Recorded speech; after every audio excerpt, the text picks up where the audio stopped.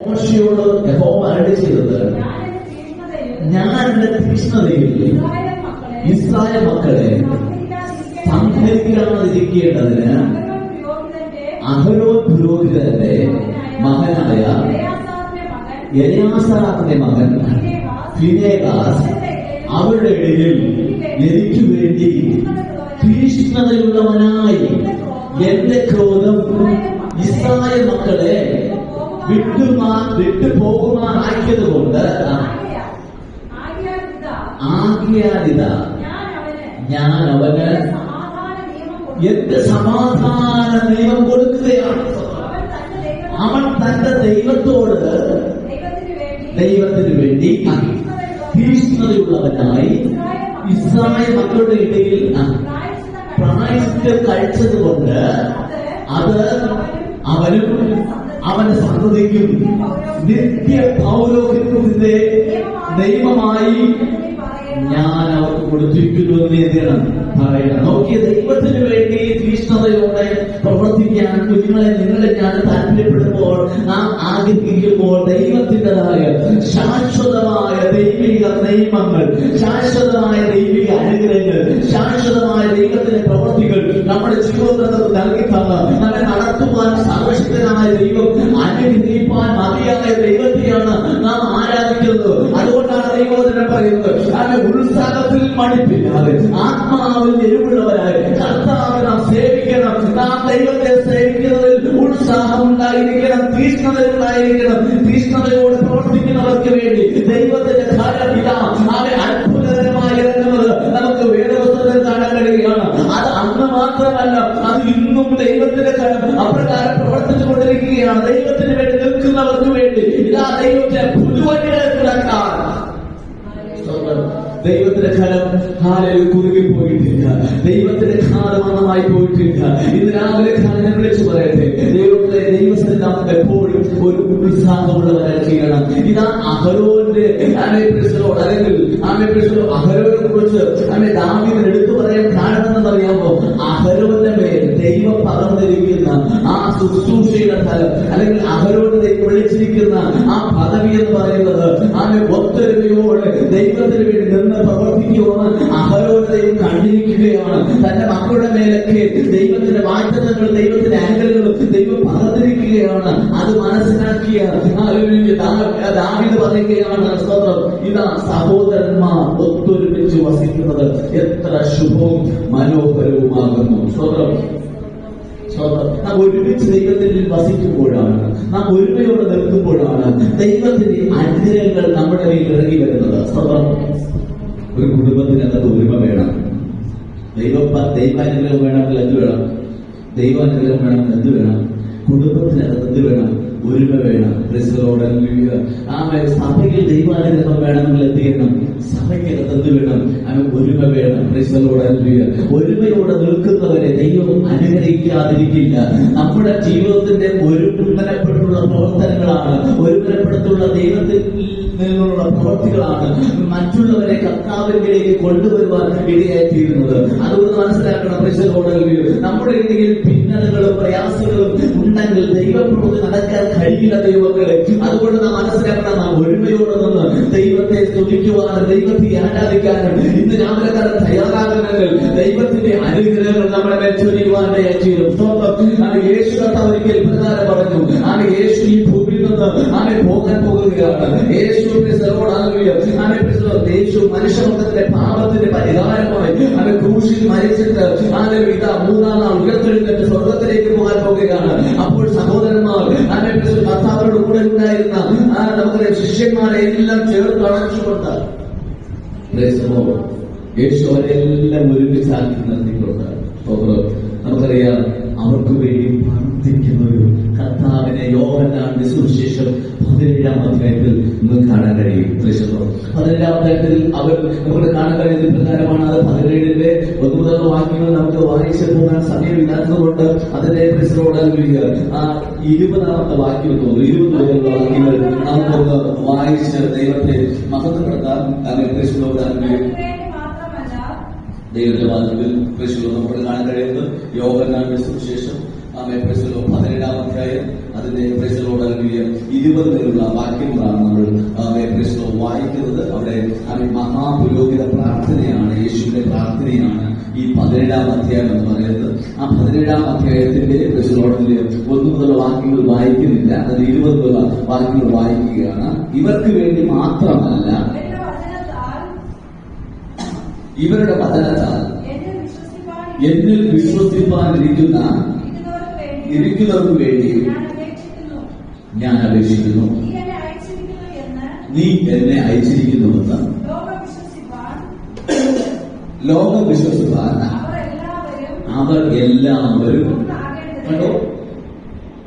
ലോകം വിശ്വസിപ്പാൻ ഇതിന്റെ അടുത്ത വാക്യം പ്രധാനമായ വാക്യമാണ്. അവിടെ പറയുകയാണ് അവർ എല്ലാവരും ഒന്നാകേണ്ടതിന് പിതാവേ നീ എന്നിലും ഞാൻ നിന്നിലും ആകുന്നത് പോലെ അവരും നമ്മിൽ ആകേണ്ടത് തന്നെ. ആ വാക്യം നമുക്ക് ശ്രദ്ധിച്ചു നോക്കി. അതാ പറയുകയാണ്, ഈ ഭൂമിയിൽ യേശുവിനോടുകൂടെ യേശുവിന്റെ വചനം കേട്ട് കടന്നു വന്ന ആ 12 ശിഷ്യന്മാർ എന്ന് പറയുമ്പോൾ തന്നെ ഒരാളെ ആ വാക്യത്തിൽ അതിനെ മുൻപിൽ മാറ്റി നിർത്തുകയാണ്. നാശയോഗ്യ എന്ന് പറയുന്ന ആ പ്രശ്നത്തോട് യൂദായെ മാറ്റി നിർത്തിക്കൊണ്ട് 11 പേരെ ചേർത്ത് നിർത്തിക്കൊണ്ട് അവർ യൂദായെ കൊണ്ടുകൂടെ എങ്കിലും പ്രശ്നവും ജീവിതത്തിനകത്ത് ഈ 11 പേരുള്ള ദൂത് ആണ് കൈമാറുന്നത്. ഈ 11 പേരുള്ള ദൂത് മാത്രമല്ല കൈമാറുന്നത്, ഈ 11 പേരും കടന്നിരുന്ന് ആ യേശുക്രിസ്തു പറഞ്ഞ വചനങ്ങൾ ആരോടൊക്കെ പറയുമോ അവരോടെല്ലാവരോടുള്ള ദൂതാണ് കൈമാറുന്നത്. അവരെല്ലാവരും അങ്ങനെ യേശുവിന്റെ വചനം കേട്ട് യേശു വിശ്വസിക്കുന്ന എല്ലാവരും ഒന്നായി തീരേണ്ടതിന് പിതാവേ നീ എന്നിലും ഞാൻ നിന്നിലും ആകുന്നത് പോലെ അവരും നമ്മിലാകേണ്ടതിന്. എന്ന് പറഞ്ഞാൽ നാം യേശുക്രിസ്തുവിലും പിതാവായ ദൈവത്തിലും പരിശുദ്ധാത്മാവിലും നാം ഒന്നായി തീരണമെങ്കിൽ, അല്ലെങ്കിൽ ദൈവ സ്നേഹത്തിന്റെ ആഴങ്ങളിലേക്ക് ദൈവിക ആ ബന്ധത്തിന്റെ അനുഭവത്തിൽ നാം ഒന്നായി മാറണമെങ്കിൽ നമ്മൾ പരസ്പരമായുള്ള ബന്ധത്തിൽ കൂടെ മാത്രമേ ദൈവത്തിന്റെ സന്നിധി നമുക്ക് ചെയ്യുള്ളൂ, ഒന്നായി മാറാൻ കഴിയത്തുള്ളൂ. എന്ന് പറഞ്ഞാൽ ഒന്നുകൂടി ഞാൻ ആ വചനത്തെ വ്യാഖ്യാനിച്ച് പറയുന്ന പ്രകാരമാണ്, യേശുവിൽ നമുക്ക് ഒന്നായി തീരണമെങ്കിൽ നാം പരസ്പരം ഒന്നാകാതെ ഇരുന്ന് നമുക്ക് യേശുവിൽ ഒന്നാകാൻ കഴിയില്ല. അല്ലെങ്കിൽ പിതാവായ ദൈവത്തിൽ നമുക്ക് ഒന്നായിരിക്കാൻ കഴിയില്ല. അല്ലെങ്കിൽ പരിശുദ്ധാത്മാവിൽ നമുക്ക് പ്രവർത്തിക്കാൻ കഴിയില്ല.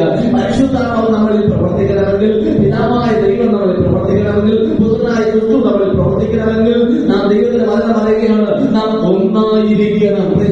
ആ ഒന്നായിരിക്കുന്നവരുടെ മേലാണ് ദൈവത്തിന്റെ വചനം പറയുന്നത്. ഒന്നായിരിക്കുന്നവരുടെ മേൽ അവിടെ നിന്നല്ലയോ അത് ശാശ്വതമായ ദൈവത്തിന്റെ അനുഗ്രഹങ്ങൾ അത് വർഷിക്കുവാനേക്കുന്നത്. അവിടെ നിന്നാണ് ദൈവത്തിന്റെ മറ്റ പോലെയുള്ള അനുഗ്രഹങ്ങൾ, അല്ലെങ്കിൽ സിയോനിന്റെ പ്രകൃതി ആസ്വദിക്കുന്ന ആ തരത്തിലുള്ള ദൈവിക അനുഗ്രഹത്തിന്റെ ആ സമ്പൂർണ്ണതയുടെ അനുഭവങ്ങൾ നമ്മുടെ ജീവിതത്തിനകത്ത് കടന്നു വരണമെങ്കിൽ നാം മനസ്സിലാക്കേണ്ട കാര്യമുണ്ട്. അവിടെ നിന്ന് ദൈവത്തിനെ അനുഗ്രഹിപ്പാൻ കർത്താവ് നമ്മെ വിളിച്ചിരിക്കുകയാണ്.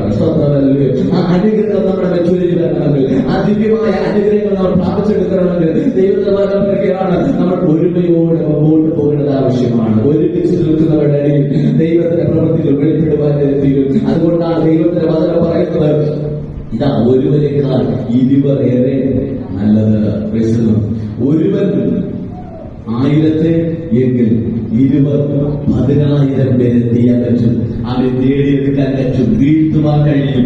എന്നാണ് പറയുന്നത്. അപ്പോൾ ഒരാൾക്ക് 1000 പേരോട് സുവിശേഷം പറയാൻ കഴിയുന്നെങ്കിൽ 20 ചേർന്ന് കൊണ്ടുകൊണ്ട് ധൈര്യത്തോടെ മുൻപോട്ട് പോകുന്നെങ്കിൽ അവർക്ക് 10,000 പേരോട് ദൈവത്തിന്റെ വചനം പങ്കുവയ്ക്കാൻ കഴിയും. മാത്രമല്ല ദൈവത്തിന്റെ പ്രവൃത്തികൾ, ദൈവത്തിന്റെ അനുഗ്രഹങ്ങൾ നമ്മുടെ മേൽ ചൊരിക്കുവാനിടയായി ചെയ്യും. അതുകൊണ്ട് ദൈവത്തെ ഈ ദിവസം നമുക്ക് ഒരുമയോടെ നിന്ന് കർത്താവിന്റെ പേരിൽ വിശ്വസ്തയോടെ പ്രവർത്തിപ്പാൻ കർത്താവ് ഈ ദിവസത്തിൽ നിങ്ങളിൽ അവരെ സഹായിക്കുവാനാകട്ടെ. നമുക്ക് സംഘത്തിലേക്ക് മടങ്ങി വരാം. ദൈവത്തിന്റെ വചനം പറയുകയാണ്, ദൈവിക അനുഗ്രഹങ്ങൾ വർഷിക്കുന്നത്.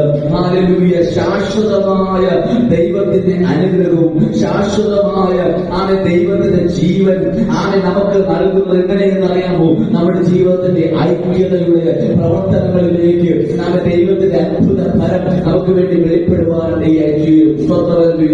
ദൈവത്തെ പറയുകയാണ്, ഹല്ലേലൂയ, നാം ഒരുമിച്ച് നിൽക്കുമ്പോൾ കർത്താവിന്റെ അനുഗ്രഹങ്ങൾ നമ്മുടെ മേൽ ചൊരിയുവാനായി ചെയ്യും.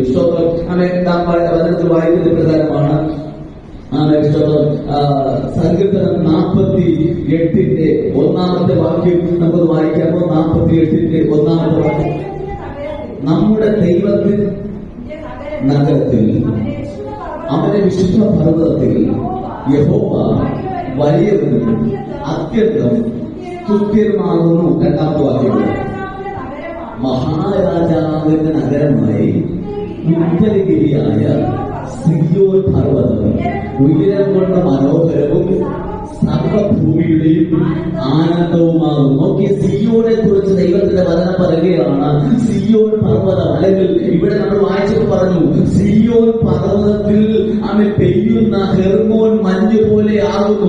അവിടെ നിന്നാണ് ദൈവത്തിന്റെ അനുഗ്രഹങ്ങൾ എത്തിയത്, നമ്മുടെ മേൽ വർഷിക്കുന്നത്. എന്ന് പറഞ്ഞാൽ സിയോനിൽ നിന്ന് ദൈവം നമ്മെ അനുഗ്രഹിക്കാനായി, ദൈവം നമ്മെ മാനിക്കുവാനായി, ദൈവം നമ്മുടെ ജീവിതത്തിൽ അനുഗ്രഹങ്ങൾ പകർന്നു തരുവാനായി കർത്താവ് ആഗ്രഹിക്കുകയാണ്. സിയോൻ എന്താണ്? ദൈവത്തെ പറയുകയാണ്, മഹാരാജാവിന്റെ നഗരമാണ്, മഹാരാജാവിന്റെ സ്ഥലമാണ്. എന്താണ് സിയോൻ? അവിടെയാണ് ദൈവത്തിന്റെ വാസം ഉണ്ടായിരിക്കുന്നത്, അവിടെയാണ് ദൈവത്തിന്റെ അനുഗ്രഹം ഉണ്ടായിരിക്കുന്നത്.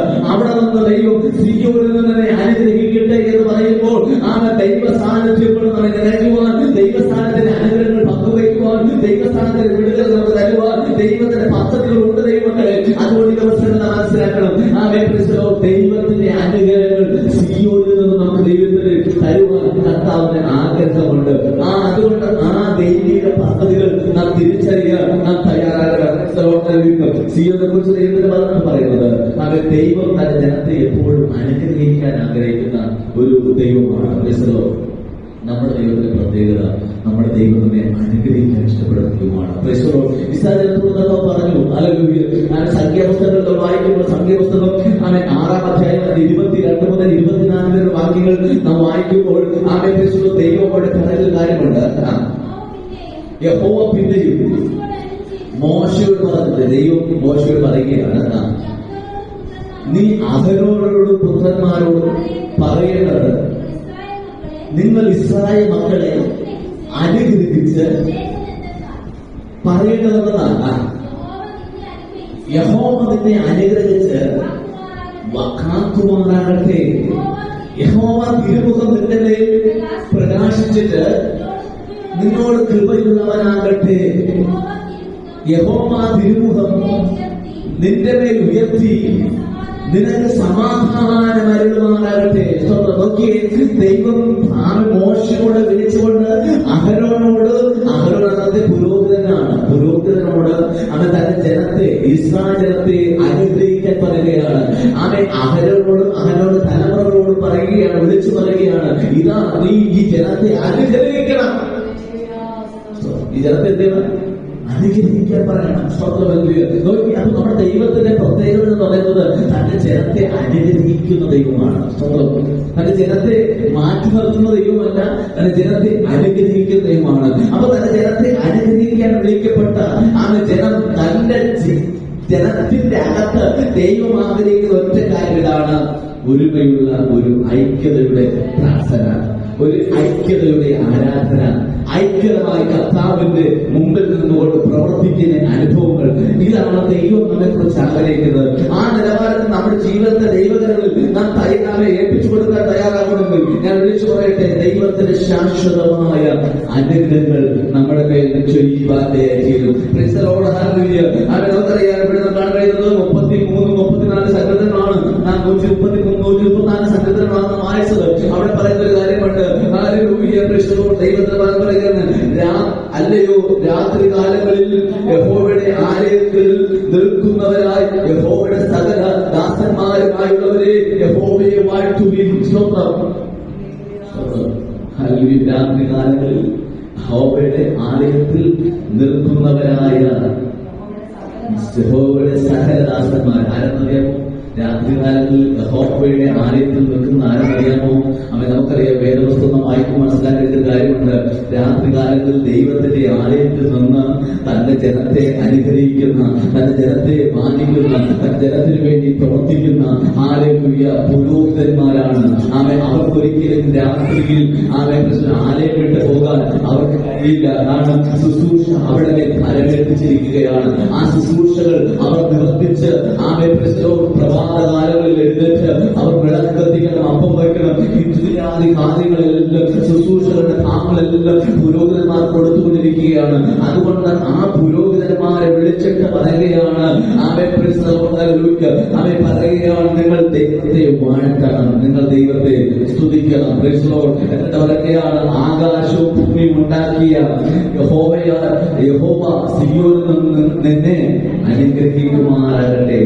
ദൈവത്തിന്റെ അനുഗ്രഹങ്ങൾ നോക്കി, അവിടെ ദൈവത്തിന്റെ അനുഗ്രഹങ്ങൾ. സിയോനിൽ നിന്ന് അനുഗ്രഹിക്കുന്ന ദൈവം, സിയോനിൽ നിന്ന് ദൈവം നമുക്ക് വേണ്ടി പ്രവർത്തിക്കുന്ന ദൈവം, ദൈവത്തിന്റെ വാസ്തവമായിരുന്ന സിയോൻ എന്തുകൊണ്ടും അത് മനോഹരമാണ്. ആ കർത്താവ് പിതാവായ ദൈവം പഴയ ദൈവത്തിൽ വസിച്ച ഒരു സ്ഥലമാണ്. എന്നാണ് സിയോൻ. ആലയത്തിൽ ദൈവത്തിന്റെ വാസമുണ്ടായിരുന്നു. ശലോമോന്റെ പ്രാർത്ഥന ദൈവം കേട്ടു. എന്റെ കണ്ണെപ്പോഴും ഈ ആലയത്തിന് മേലുണ്ടായിരിക്കും. ഇവിടെ കടന്നു പ്രാർത്ഥിക്കുന്ന ഓരോ ജനത്തിന് മേലും എന്റെ അനുഗ്രഹങ്ങൾ അവിടെ മേലുണ്ടായിരിക്കും. അവിടെ ജീവിതത്തിന്റെ ഏത് പ്രതിസന്ധി നടുവിലും, ഏത് പ്രശ്നത്തിന് നടുവിലും, ഏത് പരാജയത്തിന് നടുവിലും ഈ ആലയത്തെ നോക്കി പ്രാർത്ഥിക്കുന്നുവെങ്കിൽ ഞാൻ അവരുടെ അവസ്ഥകൾക്ക് വ്യത്യാസം വരുത്തി അവരെ അനുഗ്രഹിക്കാമെന്ന് പറഞ്ഞാൽ അവരെ കാലം പുതിയ ദൈവ കാലഘട്ടത്തിൽ 2 or 3 പേർ എന്റെ നാമത്തിൽ എവിടെ കൂടിയാലും അവിടെ കടന്നു വരാമെന്ന് പറഞ്ഞ കർത്താവ് ഇന്ന് പകൽക്കാലം ഇവിടെ കടന്നു വന്നിട്ടുണ്ട്. ആ കർത്താവ് പകൽക്കാലം നിങ്ങളെ അനുഗ്രഹിക്കാനാണ് കടന്നു വന്നിരിക്കുന്നത്. നിങ്ങളുടെ പേരുടെ അനുഗ്രഹം ചൊരിയുവാൻ, നിങ്ങളുടെ പേരുടെ ദൈവപ്രവൃത്തികൾ നടക്കുവാൻ ഇന്ന് രാവിലെ നിങ്ങൾ ദൈവത്തിൽ നിങ്ങൾക്ക് സമർപ്പിച്ചു കൊടുക്കുന്നെങ്കിൽ ഞാൻ വിളിച്ചു പറയട്ടെ, ജീവിതത്തിൽ പരാജയങ്ങളെ ഏറ്റുപറഞ്ഞു കളഞ്ഞ് ഉപേക്ഷിച്ചുകൊണ്ട് ദൈവത്തിന്റെ കർത്താവ് ഐക്യതയുടെ സ്നേഹത്തോടെ എന്റെ ദൈവത്തെ എരിവോടെ ദൈവത്തെ സേവിക്കുമെന്ന് പറഞ്ഞ് മുമ്പോട്ട് പോകാൻ തയ്യാറാകുന്നെങ്കിൽ പരിശുദ്ധ കാലത്തെ അനുഗ്രഹിക്കാൻ പോകുകയാണ്. ആ ദൈവിക അനുഗ്രഹങ്ങൾ നമുക്ക് പ്രാപിക്കാൻ കർത്താവ് നമ്മളെ സഹായിക്കുമാറാകട്ടെ. ദൈവത്തിന്റെ ശ്രേഷ്ഠമായ അനുഗ്രഹങ്ങൾ നമ്മുടെ മേൽ പകരുവാൻ പരിശുദ്ധാത്മാവിന് പദ്ധതികളുണ്ട്. അതുകൊണ്ട് നമ്മൾ ഏൽപ്പിച്ചു കൊടുക്കുക. ദൈവത്തോട് പറയാം, കർത്താവിന്റെ അനുഗ്രഹങ്ങളാൽ എന്നെ നിറയ്ക്കേണ്ടത്, നിന്റെ കൃപയാൽ എന്നെ നിറയ്ക്കേണ്ടത്. അവൻ ദൈവത്തിന്റെ മനസ്സിൽ ഉൽപ്പത്തി പുസ്തകം 13-ാം അധ്യായം 8-ാമത്തെ വാക്യം വായിക്കുമ്പോൾ ഉൽപ്പത്തി പുസ്തകം 13-ന്റെ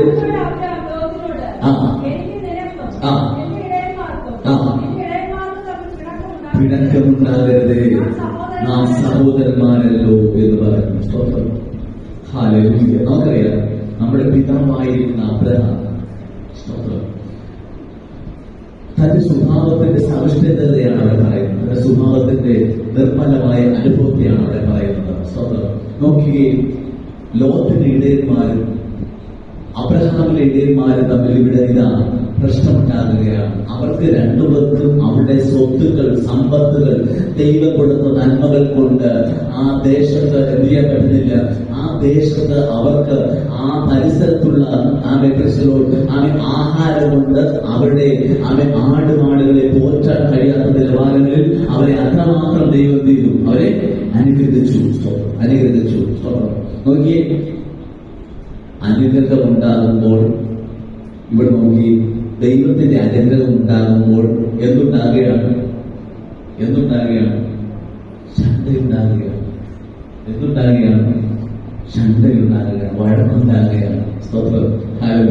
നോക്കിയേ, ആ വഴക്കുണ്ടാകുമ്പോൾ അബ്രഹാം ദൈവഭക്തനായിരുന്നത് കൊണ്ട് അബ്രഹാം പറയുന്നൊരു വാക്യം, പലപ്പോഴും ഞാൻ ആ വാക്യം അല്ലെങ്കിൽ എന്റെ ഉള്ളിൽ പലപ്പോഴും ആ വാക്യം എന്നെ സ്പർശിക്കാറുണ്ട്. എന്നെ പലപ്പോഴും തന്നെ ആ വാക്യത്തിലേക്ക് എന്നെ ദൈവം പലപ്പോഴും എന്നെ തൊട്ടു നിർത്താറുണ്ട്. ഇവിടെ ഇപ്രകാരമാണ് അവൻ അബ്രഹാം പറയുന്ന കാര്യം ഇതാണ്. ഞാനത് നിങ്ങൾ വീട്ടിൽ പോയി വായിച്ചു നോക്കണം. അത് ഇപ്രകാരമാണ് അതിന്റെ ചിന്തകൾ നമ്മൾ വായിക്കുമ്പോൾ മനസ്സിലാക്കുന്നത്. പറയുന്നത് ജാതികളിവിടെ പരസ്പരങ്ങളുടെ ഇടകലർന്ന ജാതികളിവിടെ താമസിക്കുകയാണ്. എന്നാൽ നീയും ഞാൻ എന്ന് പറഞ്ഞാൽ ലോത്തും ഞാൻ എന്താ വെച്ചാൽ അബ്രഹാം തമ്മിൽ സഹോദരന്മാരാണ്. അവരെങ്ങനെയാണ് പറയുന്നത്? ആ ദേശത്ത് അവർ സഹോദരന്മാരായിട്ടാണ് വന്നു പാർക്കുന്നത്. അബ്രഹാം ആരെയാണ് സേവിക്കുന്നത്? ദൈവത്തെ സേവിക്കുന്നു, ജീവനുള്ള ദൈവത്തെ. വിഗ്രഹങ്ങളെയല്ല. അവൻ വാക്കുണ്ടെങ്കിലും സംസാരിക്കാത്ത, തൊണ്ടയുണ്ടെങ്കിലും അവൻ സംസാരിക്കാത്ത ദൈവത്തെ അല്ല അബ്രഹാം കണ്ടെത്തൽ. ജീവനുള്ള ദൈവത്തെ, അവൻ സംസാരിക്കുന്ന ദൈവത്തെ. അബ്രഹാമെ ഞാൻ നിന്നെ പേർ ചൊല്ലി വിളിച്ചിരിക്കുന്നു പറഞ്ഞ് പേർ ചൊല്ലി വിളിച്ചൊരു ദൈവത്തെയാണ് അബ്രഹാം സേവിക്കുന്നത്. അതുകൊണ്ട് അബ്രഹാം ആ ലോത്തിനോട് പറയുകയാണ്, നമ്മൾ സഹോദരന്മാരല്ലോ, ജാതികൾ ഇവിടെ താമസിക്കുകയാണ്, നമ്മൾ തമ്മിൽ പിണക്കമുണ്ടാകാൻ പാടില്ല. അങ്ങനെയാണെങ്കിൽ നീ വലത്തോട്ടെങ്കിൽ ഞാൻ ഇടത്തോട്ട് പോകാം, നീ ഇടത്തോട്ടെങ്കിൽ ഞാൻ വലത്തോട്ട് പോകാം, നമുക്ക് ഇവിടെ വെച്ചൊന്ന് പിരിയാം. അതേ പ്രശ്നം കാരണം എന്നറിയാമോ? ഒരിക്കലും നമുക്കൊരു പ്രശ്നമുണ്ടാകരുത്. നാം ദൈവത്തെ സേവിക്കുന്നവരാണ്.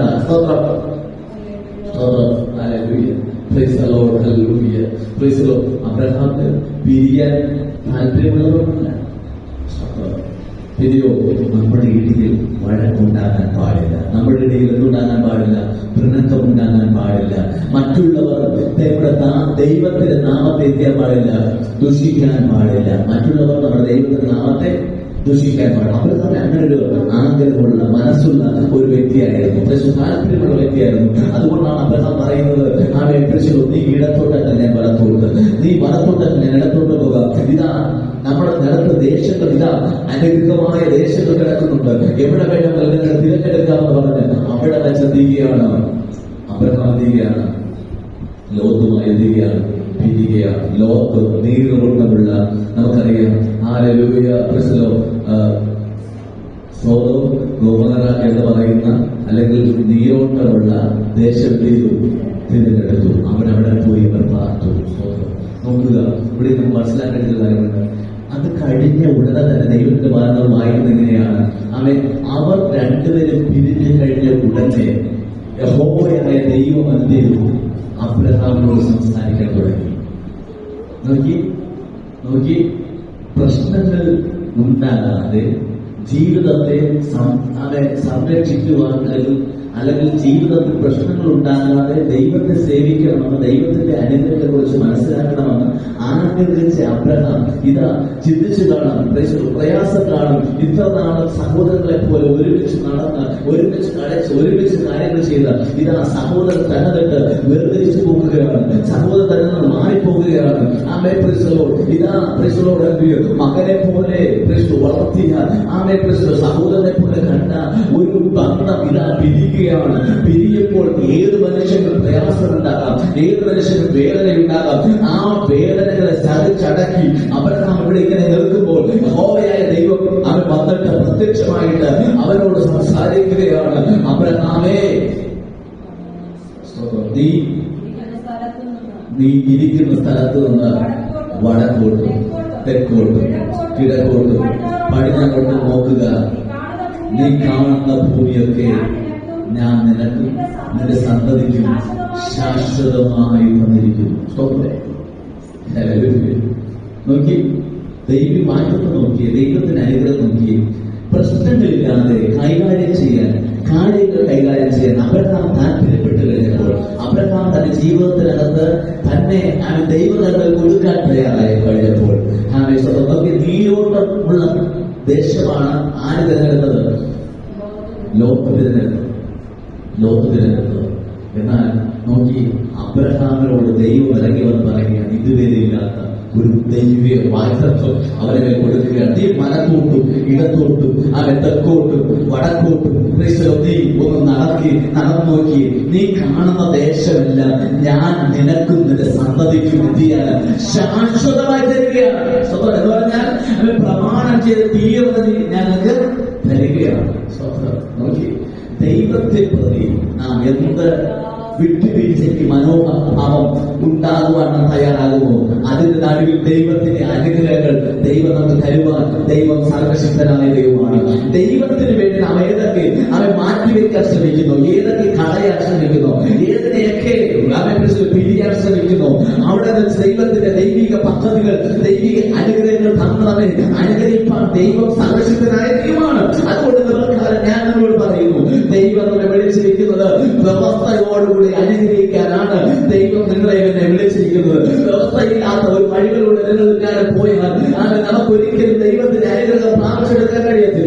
ഇന്ന് പകർക്കാരനെ വിളിച്ചു പറയാം, ദൈവം ദൈവത്തിന്റെ വഴിയിലൂടെ, ദൈവത്തിന്റെ പാതയിലൂടെ അങ്ങനെ സഞ്ചരിക്കാൻ തയ്യാറാകുന്നു. ഒരുമയോടെ മുമ്പോട്ട് പോകാൻ തയ്യാറാകുന്നു. കുടുംബബന്ധത്തിൽ ദൈവത്തിന്റെ പദ്ധതികൾ വെളിപ്പെടുത്തി, ദൈവത്തിന്റെ അനുഗ്രഹം തന്ന്, ദൈവത്തിന്റെ നന്മകൾ തന്ന് നമ്മെ അനുഗ്രഹിക്കാൻ ദൈവം ശക്തനായി നമ്മുടെ നടുവിലുണ്ട്.